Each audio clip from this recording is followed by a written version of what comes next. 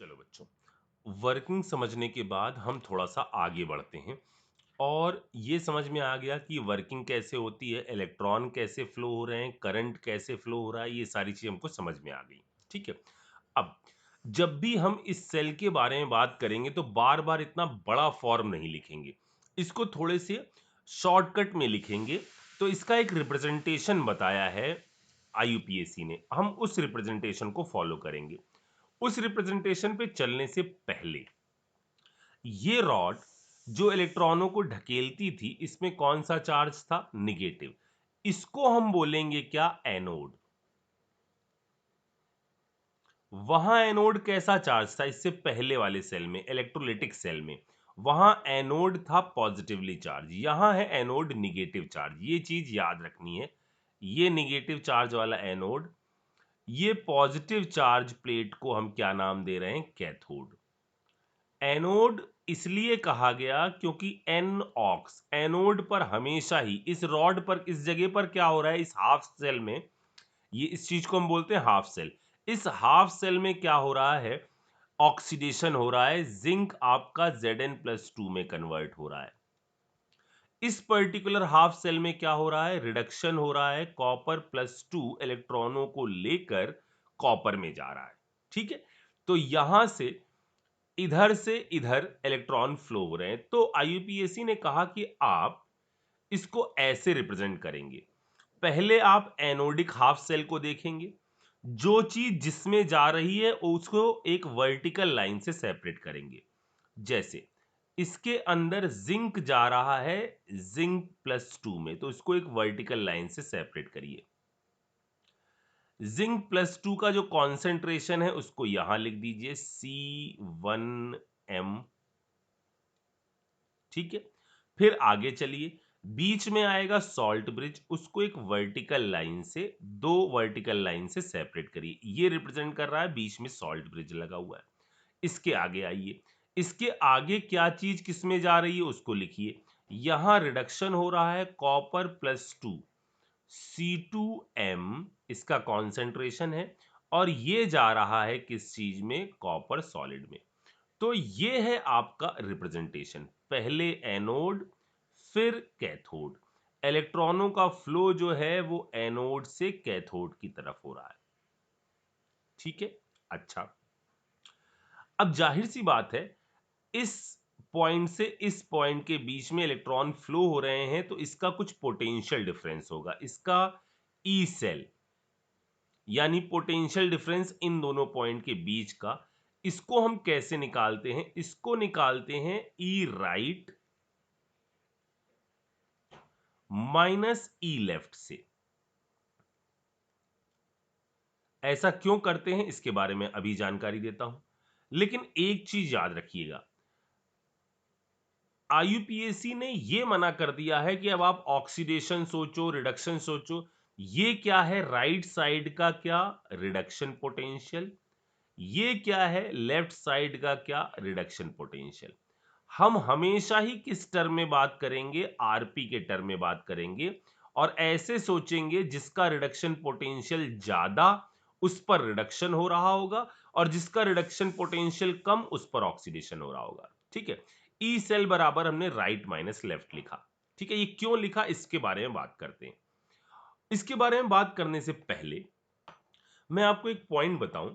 यदि किन्हीं दो पॉइंट के बीच में आपका फ्लो होने वाली एनर्जी के बारे में बात करें, जैसे हम जानते हैं ना, Q/E। एक इलेक्ट्रॉन यदि एक इलेक्ट्रॉन यदि V के पोटेंशियल डिफरेंस में रखा होता है तो उसके अंदर कितनी एनर्जी होती है? EV के बराबर। ठीक है। मान लो ये सेल जिसमें हम A और B पॉइंट के बीच में बात कर रहे हैं, जिसमें इलेक्ट्रॉन फ्लो कर रहे थे यहां से यहां, मान लो इन्होंने अपनी पूरी लाइफ में, जब से सेल हमने बनाया, इसने पूरी लाइफ में n मोल इलेक्ट्रॉन इधर से इधर फ्लो कराए। ठीक है। तो इसने कितना चार्ज फ्लो कराया? इसने चार्ज फ्लो कराया n फैराडे चार्ज। मान लो इसके बीच का पोटेंशियल डिफरेंस है E, तो कितनी एनर्जी इसने पूरी जिंदगी में डिलीवर करी होगी, वो डिलीवर्ड एनर्जी जो होगी वो E इंटू वी के हिसाब से NFE क्या होगी, E होगी। E क्या है, इन दोनों पॉइंट के बीच का पोटेंशियल डिफरेंस। ठीक है, मतलब शुरुआत में जब ये सेल कंस्ट्रक्ट हुआ तो हमने कहा कि ये अपनी पूरी लाइफ में n मोल इलेक्ट्रॉन इधर से उधर फ्लो कराएगा, मतलब अपनी पूरी लाइफ में ये इतनी एनर्जी सप्लाई कर सकता है। मतलब इस वक्त शुरुआती दौर में जब ये सेल कंस्ट्रक्ट हुआ तो इसके अंदर इतनी एनर्जी है जो ये यूजफुल वर्क में कन्वर्ट कर सकता है।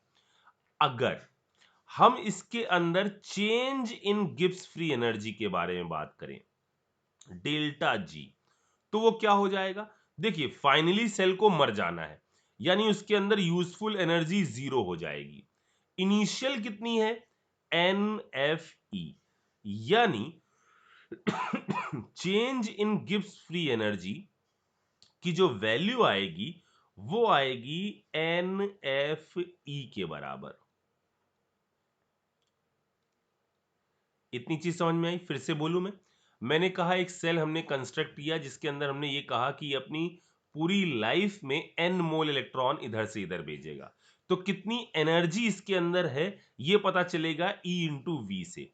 चार्ज कितना है? NF के बराबर, पोटेंशियल डिफरेंस E, मतलब इसके अंदर इतनी एनर्जी है जो ये यूजफुल वर्क में कन्वर्ट कर सकता है।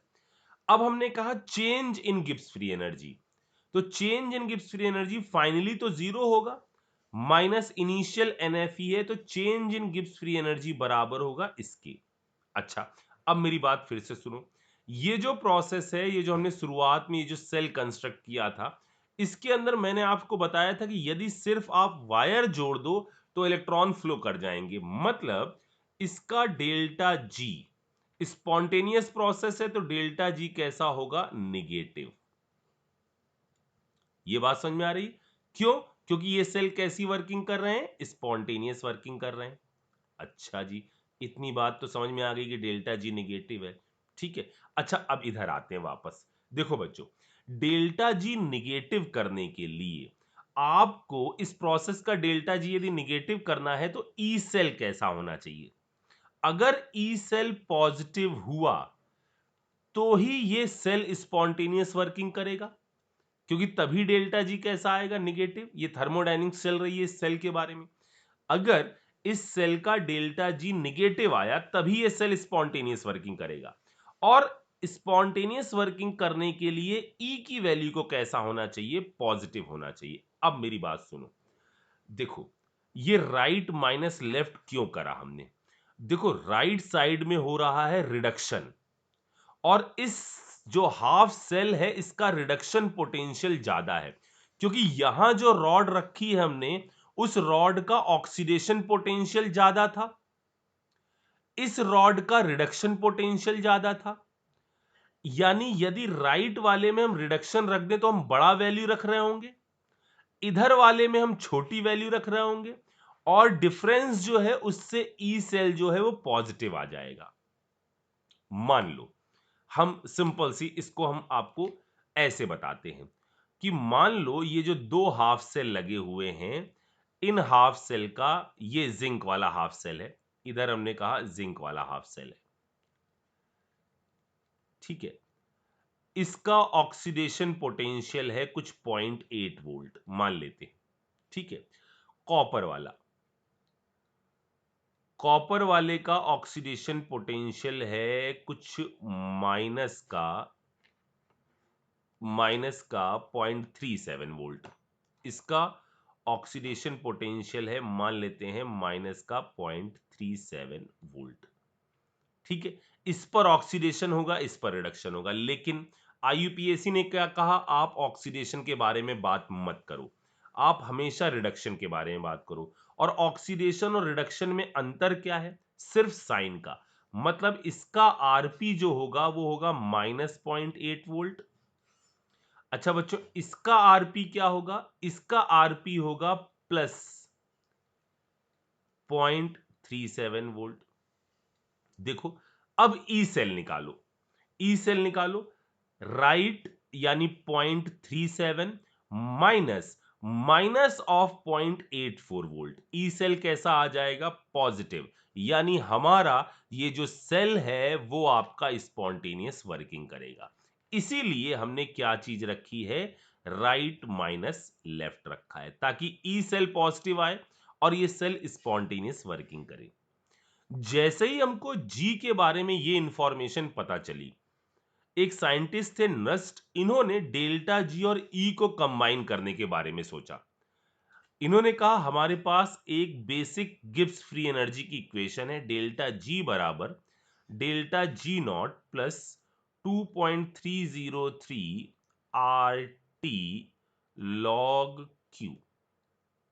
इन्होंने कहा हम इस चीज का यूज करके शायद सेल के लिए ई सेल का कोई एक रिलेशन बना सकें। उन्होंने कहा कि हम यहां वैल्यूज रखेंगे। डेल्टा जी बराबर उन्होंने कहा -NFE is equal to -NFE0। अभी क्या मतलब है इनका समझाता हूं मैं। Plus 2.303 RT log Q। इन्होंने कहा हम NF से डिवाइड कर देते हैं, -NF से, तो E बराबर E0 minus 2.303 RT by NF log Q। ठीक है, इसके अंदर ये कांस्टेंट, ये कांस्टेंट, ये कांस्टेंट, F कांस्टेंट। ठीक है, तो एक एक्सप्रेशन इन्होंने बनाई E बराबर E0 माइनस, सबकी इन्होंने वैल्यू रखी, टेम्परेचर इन्होंने 25 डिग्री रखा, तो ये वैल्यू निकल के आई 0.059 बाई N log Q।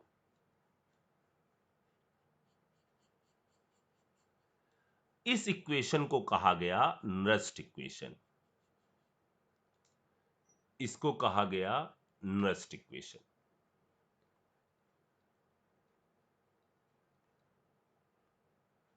ठीक है, अब पहले इसके बारे में बात करते हैं। पहली बात, ये इक्वेशन जो है ये पूरे सेल के लिए भी वैलिड है और हाफ सेल के लिए वैलिड है। दोनों जगहों पर ये रिएक्शंस, ये जो इक्वेशन है नस्ट इक्वेशन, वो दोनों जगहों पर वैलिड है।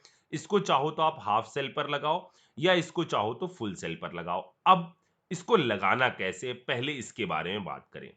ठीक है, देखो बच्चों, इसके अंदर एक टर्म है ई सेल नॉट। पहले इसको थोड़ा सा समझते हैं, इसके बारे में डिटेलिंग हम लोग बाद में करेंगे। देखो बच्चों, अगर हम इस पॉइंट का और इस पॉइंट का, इन दोनों के बीच का पोटेंशियल डिफरेंस निकालना चाहें तो सीधे सीधे एक पोटेंशियोमीटर इनके बीच में लगा दें, हमको इन दोनों सेल के बीच का ई सेल पता चल जाएगा। ठीक है, लेकिन इस हाफ सेल का, इसका जो पोटेंशियल है ये कैसे पता चलेगा? क्योंकि इसमें अब हम पोटेंशियोमीटर नहीं लगा सकते, क्योंकि ये है रॉड और इसके अंदर पोटेंशियल है, किस कारण से? डबल लेयर के कारण से। अब पोटेंशियोमीटर इनके और इसके बीच में तो लग नहीं सकता। ठीक है, तो इसके लिए क्या किया जाता है बच्चों? एक स्टैंडर्ड माना जाता है, एक हाफ सेल को हम स्टैंडर्ड मानते हैं, उसका पोटेंशियल कैसा कर देते हैं? 0। और फिर एक साइड में उसको लगाते हैं, एक साइड का निकाल लेते हैं, राइट साइड, लेफ्ट साइड में उसको निकालते हैं, राइट साइड में इसको लगा लेते हैं। मतलब जैसे SHE इधर निकाल लगाया, इसका ई सेल कितना मान लिया? 0। अब हमने राइट माइनस लेफ्ट किया तो हमको इसका पता चलता है, लेकिन ये जो पता चलता है ये स्टैंडर्ड कंडीशन में पता चलता है, नॉट। ठीक है, तो इस सेल में बस अभी इतनी बात सुन लो कि ये जो निकाला गया है नॉट ना, ये बाजू में SHE लगाकर निकाला गया है। सारे कॉन्सेंट्रेशन टर्म्स 1 1 कर दिए गए हैं। अगर कोई गैस है तो उसका प्रेशर 1 atm कर दिया गया है। ऐसी कंडीशन में ये निकले हैं। ठीक है ना, और ये क्या वैल्यू है? ये वैल्यू है यहां और यहां जो आप पोटेंशियोमीटर लगा रहे हो ना, उस कारण से जो रीडिंग आ रही है वो हमको ये वैल्यू दे रही है। ठीक, अब मैं आपको पहले इसको थोड़ा सा एक्सप्लेन करता हूं, अभी अब बिल्कुल कंफ्यूज मत हो, पहले मेरी बात सुनो। मैंने कहा कि हमारे सामने ये सेल है, हमारे सामने ये सेल है, जिंक Zn+2, ठीक है ना, ध्यान से सुनना। और अभी मैं इसको बिल्कुल छोटा कर दूंगा, आप बिल्कुल इसमें टेंशन मत लो, कॉपर, लेकिन पहले समझ लो ये, ठीक है। अब हमने कहा हमें ई सेल निकालना है पूरे सेल का, ठीक है। तो पूरे सेल का ई सेल का क्या मतलब है? पूरे सेल के ई सेल का मतलब है कि ई सेल ऑफ राइट निकाला जाए minus E cell of left निकाला जाए और दोनों को माइनस कर दिया जाए। ई सेल ऑफ राइट निकालने के लिए भी नेक्स्ट इक्वेशन लग सकती है, ई सेल ऑफ लेफ्ट निकालने के लिए भी नेक्स्ट इक्वेशन लग सकती है, बशर्ते यहां आपको मानना क्या पड़ेगा कि ये सब हमें कैसे मानने पड़ेंगे, ये आपके रिडक्शन पोटेंशियल लिखे गए हैं, इसके हिसाब से मानना पड़ेगा। बच्चों पेशेंस रखना, बहुत आराम से, बहुत टप्पी चीज है, लेकिन चूंकि मुझे स्टेप फॉलो करनी पड़ रही है ताकि आपको याद कोई चीज ना करनी पड़े, हर चीज दिमाग में सिस्टमैटिक सेट हो, इसीलिए मुझे पूरा काम करना पड़ रहा है। अब राइट साइड में जहां हो रहा है रिडक्शन, इसका ई सेल निकालते हैं। राइट साइड में जहां हो रहा है ये प्रोसेस, राइट साइड में जहां हो रही है ये प्रोसेस, क्या? कॉपर+2 जा रहा है दो इलेक्ट्रॉनों को लेकर,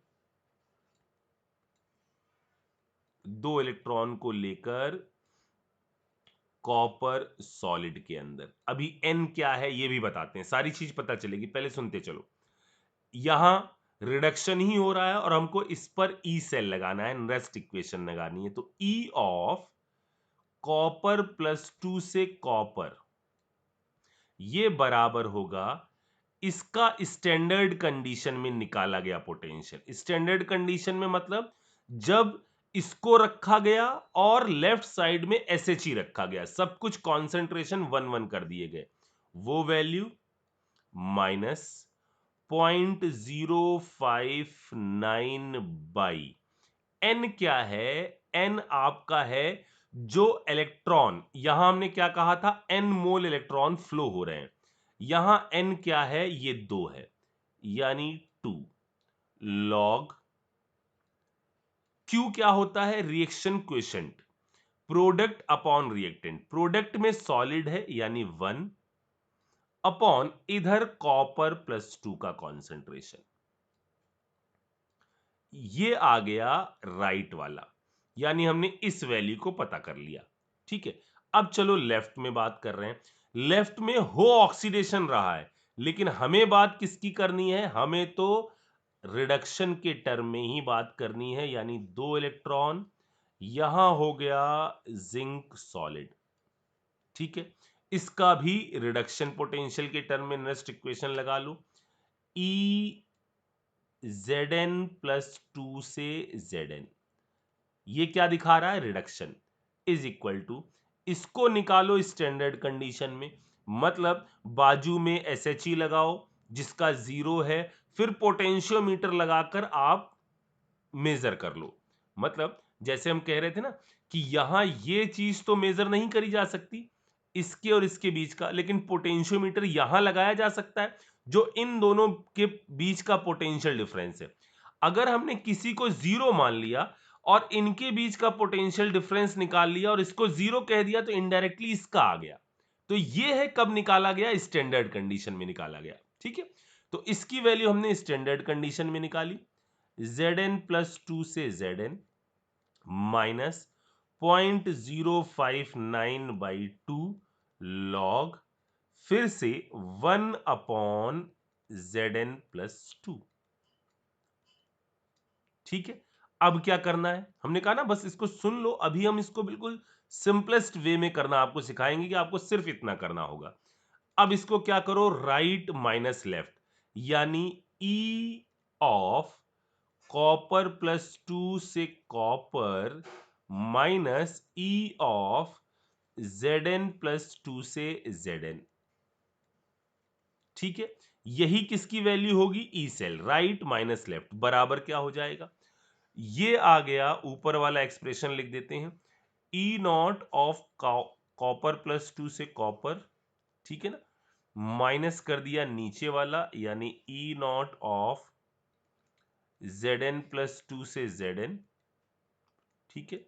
अच्छा, अब हमने इसको माइनस किया है, तो यहां पर हम चाहते हैं कि एक्सप्रेशन हमारी ऐसी ही बने, तो हम कॉपर वाला ऊपर ले लेते हैं, माइनस 0.059/2, ठीक है ना, लॉग 1 अपॉन कॉपर प्लस 2, ये हो जाएगा प्लस 0.059/2 लॉग 1/Zn+2, ठीक है। थोड़ा इसको और अच्छी तरह से लिखते हैं, ई नॉट ऑफ कॉपर प्लस 2 से copper minus E not zinc plus 2 से जिंक, माइनस कॉमन ले लेते हैं, 0.059/2 लॉग,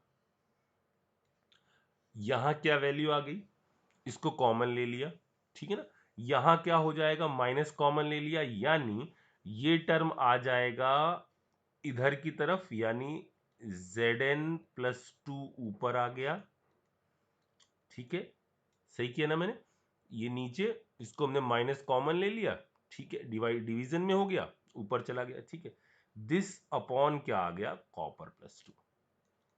देखो बच्चों, ये ओवरऑल सेल आया, सेल पर हमने नेस्ट इक्वेशन लगाई, देखो हमने हाफ सेल पर भी नेस्ट इक्वेशन लगाई, और देखो ये ऑटोमेटिकली कहां पर लग गई, ये क्या है, ई राइट माइनस ई लेफ्ट, मतलब ये किस चीज की वैल्यू है, ई सेल की वैल्यू है, ई सेल, ये क्या है, E cell at standard condition, E cell at standard condition का मतलब क्या है, स्टैंडर्ड कंडीशन में राइट का निकाला गया, स्टैंडर्ड कंडीशन में लेफ्ट का निकाला गया, राइट माइनस लेफ्ट किया गया, लेकिन स्टैंडर्ड कंडीशन में माइनस 0.059/n, ये वाला लॉग n, अभी हम 2 लिख देते हैं, लॉग 2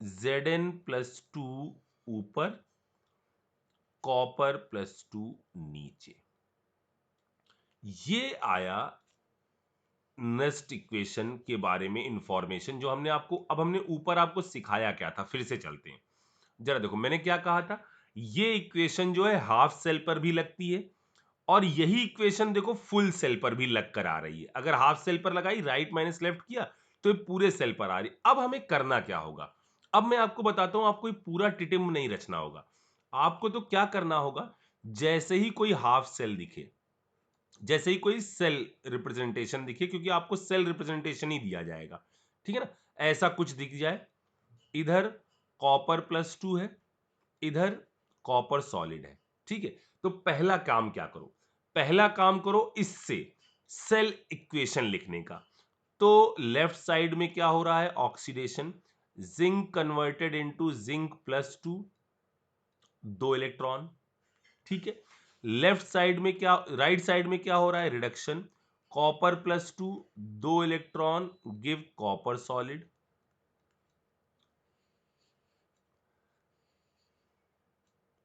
मेन सेल इक्वेशन में कभी इलेक्ट्रॉन आपको दिखेंगे नहीं, क्योंकि जितने इलेक्ट्रॉन यहां से निकलेंगे वो पूरे इलेक्ट्रॉन यहां चले जाएंगे, इसका मतलब जो मेन सेल इक्वेशन होगी ना, उसमें कभी भी इलेक्ट्रॉन नहीं दिखेंगे, मतलब इलेक्ट्रॉन को आपको काटना होगा, क्योंकि इधर से जितने इलेक्ट्रॉन निकल रहे हैं उनमें ऐसा नहीं है कि एक इलेक्ट्रॉन चलता हुआ जा रहा है, पीछे से एक आया इसको धक्का मार के गिरा दिया, नहीं, जितने इलेक्ट्रॉन यहां से निकले हैं पूरे इसमें जाएंगे, ठीक है, तो यहां से आपको इलेक्ट्रॉन काटना होगा, तो इधर से तो इलेक्ट्रॉन सिंपली कट गए, और बना लो अपनी main cell equation, zinc solid plus copper plus 2 aqueous change into Zn+2 aqueous plus copper solid.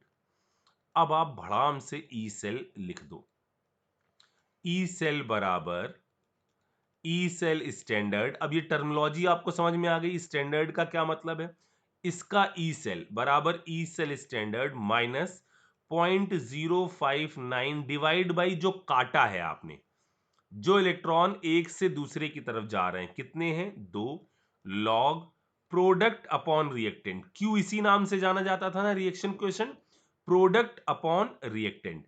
तो प्रोडक्ट में क्या चीज आ रही है, इसका कॉन्सेंट्रेशन तो कैसा हो गया, यूनिटी। तो ई सेल बराबर आ गया ई सेल नॉट माइनस 0.059/2 जो कटा हुआ है लॉग प्रोडक्ट में आया जिंक का कॉन्सेंट्रेशन अपॉन नीचे आ गया कॉपर का कॉन्सेंट्रेशन। देखा, आपको इतना पूरा नहीं करना है कहीं पर भी, ये तो मैं आपको सिखा रहा था कि नेस्ट इक्वेशन दोनों पर लग सकती है और इसका रिजल्ट ये आता है कि मेन सेल पर भी लग सकती है। ठीक है, यहां आप देखो जब भी कोई एक्सप्रेशन आएगी ना, उसको आप डायरेक्ट ऐसे करोगे। जैसे मैंने कहा, मान लो एक दूसरा सेल ले लेते हैं जिसके अंदर कुछ ऐसा हो रहा है, Al change into Al+3, nickel +2 change into nickel solid. ठीक है, अब आपसे कहा गया इसके लिए ई सेल की एक्सप्रेशन लिखिए। तो क्या करना होगा आपको, जैसे ही ऐसी चीज आए सबसे पहले आप क्या सोचो कि यार ये जो सेल दिया गया है, लाओ ये तो देख लें कि इसके अंदर एक्सप्रेशन क्या चल रही है, रिएक्शन क्या हो रही है। तो इसने 3 इलेक्ट्रॉन निकाले हैं, निकिल ने +2 ने 2 इलेक्ट्रॉन लिए हैं और निकिल सॉलिड बना रहा है।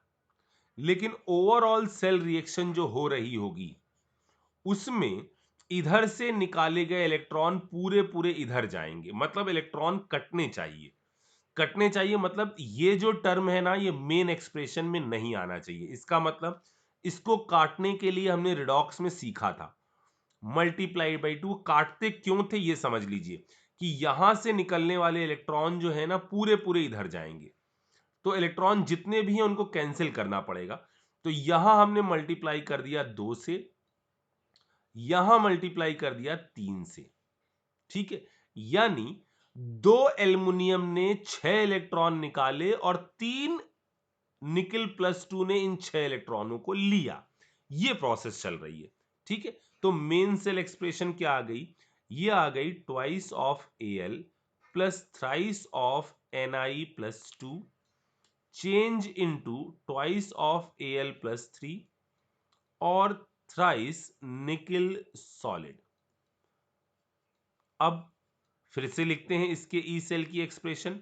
क्या हो जाएगी ई सेल की एक्सप्रेशन, ई सेल बराबर इनका स्टैंडर्ड कंडीशन में निकाला गया, ये दिया जाएगा आपको, ये वैल्यूज दी जाएंगी, राइट वाली और लेफ्ट वाली ये वैल्यूज दी जाएंगी। तो E cell standard minus 0.059 by नीचे क्या टर्म आएगा जो कटा होता है, यानी 6 लॉग प्रोडक्ट में ये तो सॉलिड है, हटा दो। हम सब जानते हैं इक्विलिब्रियम में Al+3 का क्या कर देंगे, स्क्वायर अपॉन निकिल +2 का क्या कर देंगे, क्यूब। ये है ई सेल की एक्सप्रेशन। बात आई समझ में। अब मेरी बात सुनो, ये जो सेल यहां पर बना हुआ है, हम सबको पता है कोई सेल जब शुरुआत में लिया जाता है तो उसको वो दोनों पॉइंट में जबरदस्त पोटेंशियल देता है। ठीक है ना, अगर मैं आपसे कहूं कि समय के साथ इसके ई सेल पर क्या फर्क पड़ेगा, इस एक्सप्रेशन से क्या आप इस नतीजे पर पहुंच सकते हो कि ई सेल कहां चला गया, ये वाला, क्या आप इस नतीजे पर पहुंच सकते हो कि टाइम बढ़ने के साथ साथ यहां पर पोटेंशियल पर क्या फर्क पड़ेगा यदि हम टाइम बढ़ाते चले जाएं। तो देखो बच्चों, टाइम का असर कहां दिखाई देगा, जैसे मैं यहां पर बात कर लेता हूं, इस वाली एक्सप्रेशन में ऊपर वाले से तो निकल के आया है। ठीक है, अच्छा जरा देखो, यदि टाइम बढ़ाते चले जाओगे, देखो ये वैल्यू क्या है, ये तो स्टैंडर्ड कंडीशन में निकाली गई है। ये वैल्यू एक फिक्स वैल्यू है। ठीक है ना, अभी बताते हैं कि इसकी कैसे वैल्यू दी जाती है, इसके बारे में बात करते हैं। ये एक फिक्स वैल्यू है। अब देखो, समय बढ़ने के हिसाब से लगातार क्या होता जा रहा है, जिंक कन्वर्ट होता जा रहा है Zn+2 में, यानी Zn+2 का अमाउंट बढ़ता जा रहा है और कॉपर+2 का अमाउंट कम होता जा रहा है। मतलब लॉग वाली इस एक्सप्रेशन के अंदर ये बढ़ता जा रहा है, ये कम होता जा रहा है, यानी ओवरऑल ये वैल्यू लॉग के अंदर की जो है ओवरऑल ये वैल्यू जो लॉग के अंदर की है वो बढ़ती चली जा रही है और ये इससे घट रही थी, ये वाली वैल्यू इससे घट रही थी। यानी जैसे जैसे समय बढ़ेगा वैसे वैसे ई सेल आपका घटता चला जाएगा और होता भी ऐसा है। शुरुआत में कोई बैटरी आप लेकर आते हो, अच्छा खासा पोटेंशियल देती है, जैसे जैसे समय बढ़ता जाता है उसके बीच का पोटेंशियल डिफरेंस कम होता चला जाता है। वरना एक टॉर्च हमारे घर वाले लेके आते हो सैकड़ों सालों तक चलती रहती, ठीक है ना। उनके बीच का पोटेंशियल डिफरेंस कम होता जाता है, यानी ई सेल डिक्रीज करता जाता है। इतनी बात समझ में आ गई? अच्छा, अब मेरी बात अगली सुनो। कभी कभार ऐसा होता है जिसमें हमें पूछा जाता है कि बताओ ये सेल जो है ये स्पॉन्टेनियस वर्किंग करेगा या नहीं करेगा। स्पॉन्टेनियस सही लिखा है मैंने? ये सेल आपका स्पॉन्टेनियस वर्किंग करेगा या नहीं करेगा, ठीक है। तो स्पॉन्टेनियस वर्किंग की जिम्मेदारी किसकी है? ई सेल की है। अगर ई सेल पॉजिटिव तो डेल्टा जी निगेटिव और सेल स्पॉन्टेनियस वर्किंग करेगा। लेकिन बाय डिफॉल्ट ऐसा है कि मान लो ई सेल की इंफॉर्मेशन नहीं है आपको, ठीक है। आपको सिर्फ इंफॉर्मेशन है ई सेल नॉट की और कोई भी कॉन्सेंट्रेशन आपको पता नहीं है, ये कुछ नहीं पता है। तो हम क्या मान लेते हैं, हम ये मान लेते हैं कि इनके कॉन्सेंट्रेशन टर्म्स यूनिटी होंगे, ये सब कट जाएंगे और ऐसे वक्त में सेल की स्पॉन्टेनियस प्रोसेस की जिम्मेदारी डायरेक्टली ई सेल नॉट पर आ जाएगी, या ये कह दो ई सेल पर ही है, लेकिन अभी ये दोनों वैल्यूज बराबर है।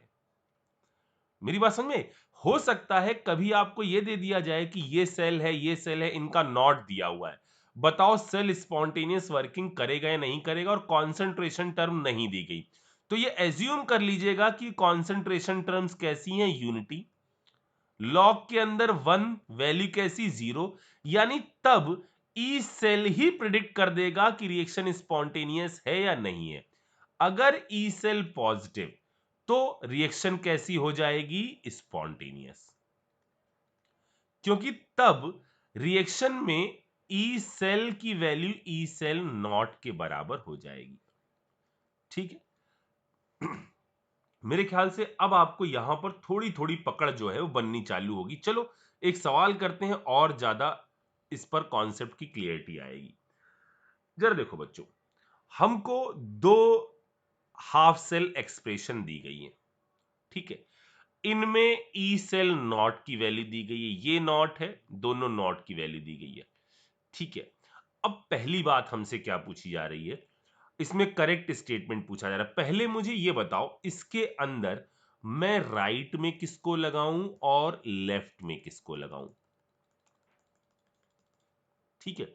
देखो इसको कैसे प्रिडिक्ट करोगे, इसके अंदर रिडक्शन पोटेंशियल ज्यादा है, यानी इसका रिडक्शन हो रहा होगा, क्योंकि ये रिडक्शन पोटेंशियल लिखे हुए, वहां हम बहुत ध्यान से देखेंगे। हो सकता है कि हमारे सामने ये पलट कर दे दिया जाए, अगर पलट कर दे दिया जाएगा तो ऑक्सीडेशन पोटेंशियल होगा, तो पहले हम दोनों को रिडक्शन में बदलेंगे। जिसका आरपी ज्यादा, जैसे इसका आरपी कैसा है, ज्यादा, तो जिसका आरपी ज्यादा उस पर होगा रिडक्शन, यानी वो लगेगा कौन से साइड में, कैथोड साइड में। जिसका आरपी कम, ये आरपी दिया हुआ है, जिसका आरपी कम उस पर होगा ऑक्सीडेशन, मतलब ये लगेगा एनोड साइड में, ठीक है। अब अगर हमको इसके ई सेल स्टैंडर्ड की रिएक्शन, ई सेल स्टैंडर्ड की वैल्यू निकालनी है, तो वैल्यू क्या होगी? यहां पर हम आपको ये बात बताएं कि वैल्यू क्या होगी। देखो बच्चों, ये जो आप 2 से मल्टीप्लाई करते हो ना, इधर 2 से मल्टीप्लाई करते हो, उसका इस पर कोई फर्क नहीं पड़ता, उसका फर्क किसी और चीज पर पड़ता है। जरा देखो, मैं यहां आपको एक चीज समझाऊं। जैसे आप कुछ मल्टीप्लाई करते हो ना, तो उसका फर्क डेल्टा जी पर पड़ेगा। जब आप डेल्टा जी कैलकुलेट करोगे ना आगे चलकर, तब फर्क पड़ेगा, ई सेल पर फर्क नहीं पड़ता। ये तो एज सच ही रहेगा। मतलब देखो, ये ई नॉट क्या है? नॉट ये है कि इसको आपने कैसे निकलता था, इसको रखा आपने, एस एच ई लगाया, इसका नॉट निकाल लिया, इसको रखा आपने, एस एच ई लगाया, इसका नॉट निकाल लिया। तो इस सेल का ई सेल नॉट जो है ना, ये कोई मेन सेल इक्वेशन नहीं लिख रहे हो आप कि दो दो मल्टीप्लाई करना। अभी तो आप स्टैंडर्ड वैल्यू लिख रहे हो कि स्टैंडर्ड राइट का माइनस स्टैंडर्ड लेफ्ट का। इसका यदि इस सेल का स्टैंडर्ड कंडीशन में ई सेल निकाला जाता, मतलब इसको रखा जाता, अभी आपस में कोई कनेक्शन नहीं है, बगल में एसएचई लगाया जाता और आपस में पोटेंशियोमीटर लगाकर इसका निकाल लिया जाता। इसका कॉन्सेंट्रेशन भी 1m, इसका कॉन्सेंट्रेशन भी 1m। इससे हमको ये लेफ्ट साइड का पोटेंशियल पता चलता है स्टैंडर्ड में। इसी तरह से इधर एसएचई लगा लेते, इस साइड में हम हाफ सेल लगाते और दोनों को आपस में कनेक्ट कर देते, सॉल्ट ब्रिज लगा लेते, इसमें सबके कॉन्सेंट्रेशन 1m 1m। इससे जो वैल्यू पता चलती, वो वैल्यू पता चलती राइट वाले की, इसका नॉट। अब जब दोनों को घटाया गया तो ये ई सेल का नॉट आया। मतलब इसमें ऐसा नहीं है कि आपस में कोई वर्किंग हो रही है। जब इन दोनों को आपस में कनेक्ट करोगे ना, तब इलेक्ट्रॉन कैंसिल करने पड़ते हैं। अभी तो इधर और इधर एसएचई लगा हुआ है, स्टैंडर्ड हाइड्रोजन इलेक्ट्रोड। इसमें नॉट की वैल्यू तो ये जो निकल के आई ना, और ये जो निकल के आई, इनको ही घटाना है आपको। और मैं अगली बात भी बताऊं, जब आप ई सेल भी जोड़ोगे ना, राइट माइनस लेफ्ट करोगे ना, तो ई सेल की वैल्यू पर मल्टीप्लाई नहीं होता। मल्टीप्लाई किस वैल्यू पर होता है? डेल्टा जी पर होता है। ये चीज आपको डिटेल में आगे समझ में आ जाएगी। अभी आप बस इतना समझ लीजिए कि ये जो फैक्टर है ना, ये जो फैक्टर हमने यहां बोले, कहां चले गए मेरे फैक्टर? ये रहे। ये जो फैक्टर है ना, इनका इस पर मल्टीप्लीकेशन नहीं होता। यानी ई सेल बराबर सिंपली क्या आ जाएगा? Right minus left. राइट की वैल्यू इतनी माइनस माइनस ऑफ लेफ्ट, यानी वैल्यू इतनी। ये आ जाएगा इसका स्टैंडर्ड कंडीशन में ई सेल की वैल्यू। फिलहाल हमसे ये नहीं पूछा गया है, हमसे कुछ थ्योरेटिकल पॉइंट पूछे गए। इन्होंने कहा E cell decreases when concentration of cathodic compartment decreases. हमने पहले समझ लिया कि कैथोड क्या है, एनोड क्या है। अगर हमको इसकी इक्वेशन लिखनी हो या रिप्रेजेंटेशन करना हो, तो हम क्या करेंगे? हम ऐसे रिप्रेजेंट करेंगे। जितनी चीज पढ़ी हो सब फिर से सुन लो। दिस एजी प्लस एजी, ये रिप्रेजेंटेशन हुआ, ठीक है। और यदि हमें इसके ई सेल की वैल्यू लिखनी हो, तो ई सेल बराबर होगा ई सेल स्टैंडर्ड माइनस 0.059/2। इससे दो निकलेंगे, लिख देता हूं मैं, चलो। ये आपका कैडमियम +2, 2 इलेक्ट्रॉन, एजी प्लस प्लस 1 इलेक्ट्रॉन, गिव एजी। ये मेन सेल एक्सप्रेशन लिखनी है। मेन सेल एक्सप्रेशन लिखनी है तो क्या होगा? यहां मल्टीप्लाई बाई 2, दोनों को उठाकर ऐड कर दो, तो क्या आ जाएगा? Cadmium plus twice of AG plus give cadmium +2 plus twice of AG. आई बात समझे? अच्छा, तो चलो लिख लेते हैं लॉग। यहां क्या टर्म आ जाएगा? यहां आ जाएगा कैडमियम का कॉन्सेंट्रेशन, यानी एनोडिक पार्ट वाले का, अपॉन एजी प्लस के कॉन्सेंट्रेशन का स्क्वायर। ठीक है। अब जरा आप पहले एक बार ट्राई करिए इस क्वेश्चन को, फिर आगे सुनिएगा। अब मैंने जितना सिखाना था इस पार्ट में उतना मैंने आपको बता दिया। अब पहले आप इसको एक बार ट्राई करिए, फिर सुनिए इस बात को आगे। E cell decreases when concentration of an cathodic compartment decreases. ठीक है, कैथोडिक कंपार्टमेंट का मतलब क्या है? जो राइट साइड में है। ठीक है, ये यदि आप डिक्रीज करोगे, इसको कम करोगे, तो ये वैल्यू बढ़ेगी। ये वैल्यू बढ़ेगी तो ई सेल जो है डिक्रीज करेगा। पहला जो है वो बिल्कुल सही है। सोचो, दूसरा देखो। E cell increases when concentration of anodic compartment decreases. बिल्कुल सही बात है। अगर ये घटाया जाएगा तो ये लॉग की वैल्यू कम होगी, यानी ई सेल जो है वो बढ़ेगा। ये बात भी बिल्कुल सही है। अगला क्या लिखा है? Number of electron going to cathodic compartment is 2 times that of anodic compartment. नहीं, एनोड से निकलने वाले पूरे पूरे इधर जाएंगे। Number of electron going to cathodic compartment is 2 times that of anodic compartment. नहीं, एनोडिक कंपार्टमेंट से कितने निकल रहे हैं? एनोड वाले साइड से 2 निकल रहे हैं, और ये दोनों के दोनों यहां पहुंचेंगे।